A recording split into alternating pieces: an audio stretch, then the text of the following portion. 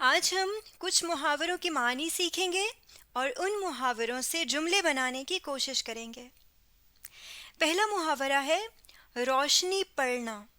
اب لفظی طور پر دیکھیں تو ایسے سمجھ میں آ رہا ہے جیسے کسی جگہ پر روشنی پڑ رہی ہے، لیکن جب ہم محاورتاً اس کو استعمال کرتے ہیں تو روشنی پڑنا کا معنی ہوتا ہے پتہ چلنا، یعنی کسی ایک چیز کو دیکھ کر کسی دوسری چیز کے بارے میں پتہ چلنا۔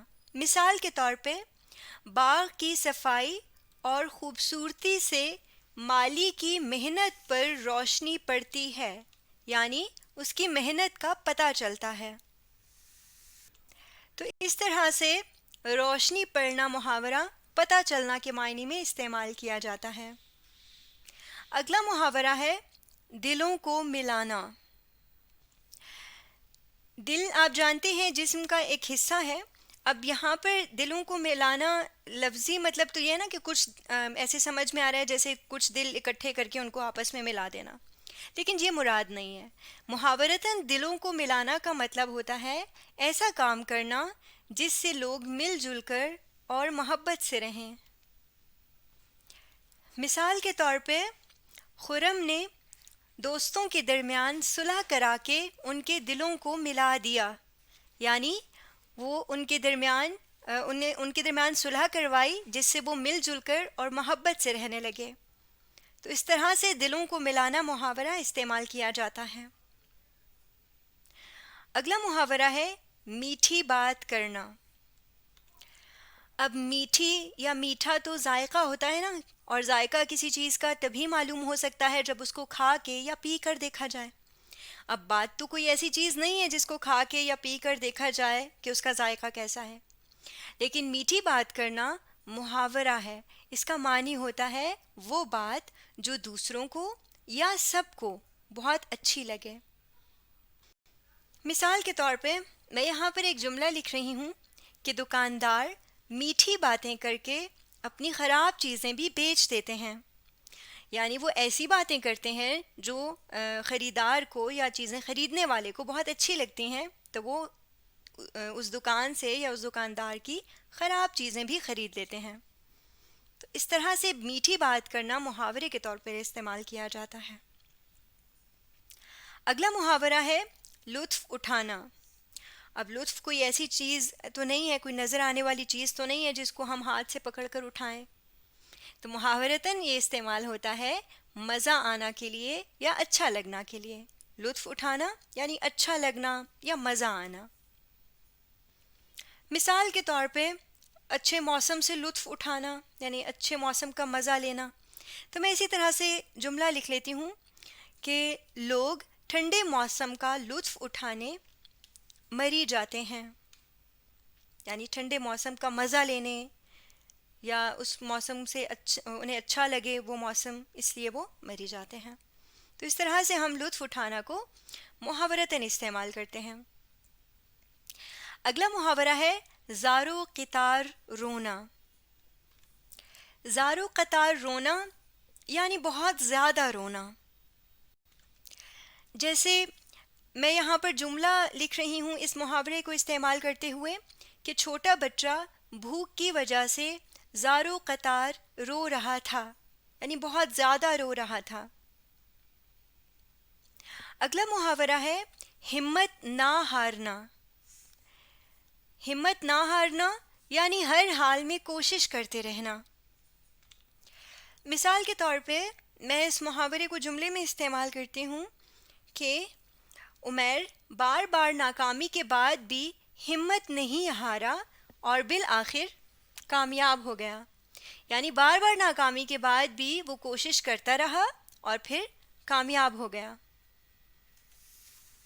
اگلا محاورہ ہے پیاس بجھانا۔ بجھانا تو کہا جاتا ہے نا آگ کو ٹھنڈا کرنے کو، یعنی آگ بجھانا جیسے ہوتا ہے، لیکن اب پیاس کوئی ایسی چیز تو ہے نہیں جس کو بجھایا جائے، لیکن یہ محاورہ ہے نا، تو محاورے میں پیاس بجھانا کا معنی ہوتا ہے پیاس ختم کرنا۔ مثال کے طور پہ علی نے ٹھنڈا پانی پلا کر فقیر کی پیاس بجھائی، یعنی اس کی پیاس ختم کی. تو اس طرح سے پیاس بجھانا محاورہ استعمال ہوتا ہے. اگلا محاورہ ہے مثال بننا. اب مثال کوئی ایسی چیز نہیں ہے جس کو ہم جس طرح کا بن جائیں. اس سے مراد یہ ہے کہ ایسا کام کرنا جس سے لوگ کچھ سیکھیں. مثال کے طور پہ میں اس محاورے کو جملے میں استعمال کرتی ہوں کہ عرفہ کریم اپنی ذہانت کی وجہ سے سب بچوں کے لیے مثال بن گئی. یعنی اس نے ایسے کام کیے یا ایسا کام کیا جس سے بچوں کو بہت کچھ سیکھنا چاہیے. اگلا محاورہ ہے قدم اٹھانا. اب قدم اٹھانا کا مطلب یہ نہیں ہے کہ چلنا شروع کرنا. اس کا محاورتاً معنی ہے کوئی کام شروع کرنا. مثال کے طور پہ میں یہاں اس کو جملے میں استعمال کرتی ہوں کہ کورونا وائرس ختم کرنے کے لیے سب سے پہلے چین نے قدم اٹھایا. یعنی سب سے پہلے چین نے یہ کام کرنا شروع کیا. تو اس طرح قدم اٹھانا محاورہ استعمال ہوتا ہے کسی کام کو شروع کرنے کے لیے. اگلا محاورہ ہے روزی کمانا. روزی کمانا یعنی پیسے کمانا. اپنی ضرورتیں پوری کرنے کے لیے پیسوں کے بدلے کوئی کام کرنا. مثال کے طور پہ امجد صاحب روزی کمانے کے لیے سعودی عرب چلے گئے ہیں. اگلا محاورہ ہے احسان اٹھانا. احسان اٹھانا.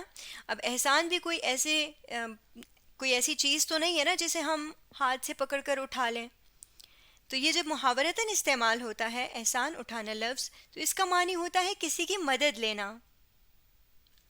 مثال کے طور پہ میں یہاں پر جملہ لکھتی ہوں کسی کا احسان اٹھانے کے بجائے یعنی کسی سے مدد لینے کے بجائے میں اپنے کام خود کرنے کی کوشش کرتی ہوں. اس طرح سے احسان اٹھانا محاورہ استعمال کیا جاتا ہے کسی کی مدد لینے کے لیے. اگلا محاورہ ہے خدمت میں حاضر ہونا. خدمت میں حاضر ہونا یعنی کسی سے ملنے اس کے پاس جانا. اور یہ عزت دینے کے لیے کہا جاتا ہے. یعنی اگر ہم کسی کے پاس گئے ہیں تو ہم اسے عزت دینے کے لیے یہ کہہ سکتے ہیں کہ ہم اس کی خدمت میں حاضر ہوئے بجائے یہ کہنے کے کہ ہم اس کے پاس گئے. مثال کے طور پہ غریب آدمی اپنا مسئلہ بتانے کے لیے بادشاہ کی خدمت میں حاضر ہوا. یعنی اب بادشاہ کو عزت دینے کے لیے ہم نے اس کی خدمت میں حاضر ہونے کا محاورہ استعمال کیا ہے. غریب آدمی اپنا مسئلہ بتانے کے لیے بادشاہ کے پاس گیا. یوں کہنے کے بجائے بادشاہ کی خدمت میں حاضر ہونا استعمال کیا اس کو عزت دینے کے لیے. اگلا محاورہ ہے لوٹ پوٹ ہونا.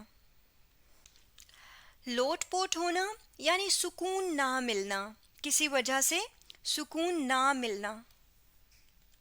مثال کے طور پہ عالیہ پیٹ درد کی وجہ سے لوٹ پوٹ ہو رہی تھی. یعنی اسے درد کی وجہ سے سکون نہیں مل رہا تھا. اگلا محاورہ ہے دعوت دینا. دعوت دینا یعنی بلانا. جیسے ارم نے مجھے اپنی شادی کی دعوت دی یعنی اپنی شادی میں بلایا. تو اس طرح سے ہم بلانا کے لیے دعوت دینا استعمال کر سکتے ہیں. اگلا محاورہ ہے مہم چلانا. اب ایسا نہیں ہے کہ مہم کوئی چیز ہے یا انسانوں کی طرح اس کی ٹانگیں ہیں یا کسی چیز کی طرح گاڑی وغیرہ کی طرح اس کے ٹائر ہیں اس کے پہیے ہیں کہ اسے چلایا جا رہا ہے. اس کا مطلب یہ ہے کہ کسی خاص وجہ سے کوئی کام کرنے کی بہت زیادہ کوشش کرنا. جیسے شجرکاری کی مہم یعنی درخت لگانے کی مہم, زیادہ سے زیادہ درخت جس میں لگائے جاتے ہیں, یا پھر صفائی کی مہم کسی جگہ کی جیسے اسکول کی یا محلے کی صفائی کی مہم. تو یہاں پر میں اسی طرح سے جملہ بنا لیتی ہوں کہ شہزاد نے اپنے محلے کی صفائی کے لیے مہم چلائی یعنی اپنے محلے کو صاف کرنے کے لیے کوشش کی.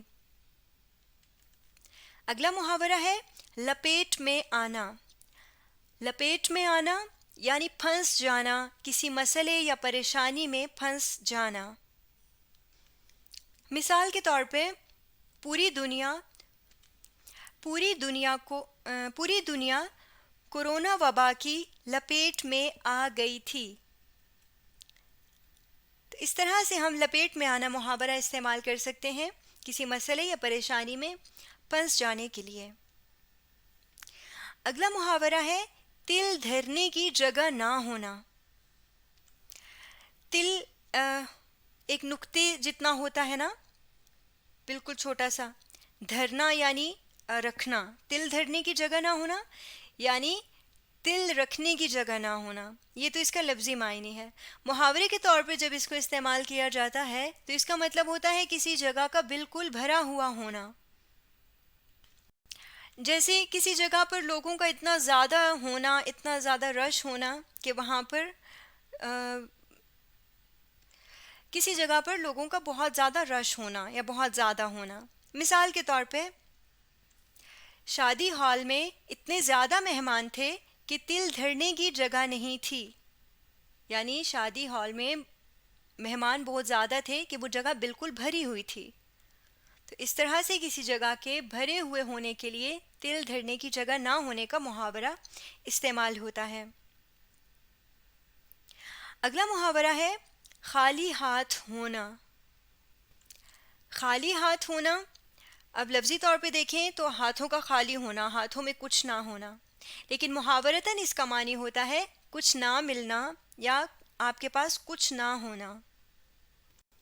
مثال کے طور پہ اسلم 1 مہینے سے نوکری ڈھونڈ رہا ہے مگر ابھی تک خالی ہاتھ ہے. یعنی ابھی تک اسے نوکری نہیں ملی.